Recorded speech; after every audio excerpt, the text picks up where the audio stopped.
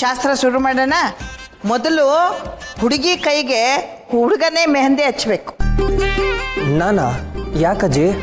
ಅದೆಲ್ಲ ಪದ್ಧತಿ ಕಣಪ್ಪ.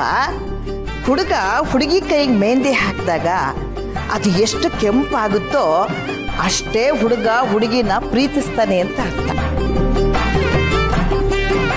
ಹ್ಞೂ ಕಣ ಮಗನೇ, ಬೆಳಗ್ಗೆ ಮಲ್ಲಿ ಕೈ ತೊಳೆದ್ಮೇಲೆ ನಿನ್ನ ಬಂಡವಾಳ ಏನು ಅಂತ ಗೊತ್ತಾಗೋದು. ಅದೇನಾದರೂ ಫುಲ್ಲು ರೆಡ್ ಇತ್ತಾ ನೀನು ಬಚಾವು, ಇಲ್ವಾ ಲೈಫ್ ಲಾಂಗ್ ಬೆಂಡೆತ್ತಾಳೆ. ಅದಕ್ಕೆ ಹೇಳಿದ್ದು ನಾನು. ಹೋಗೋದು ಬರೀ.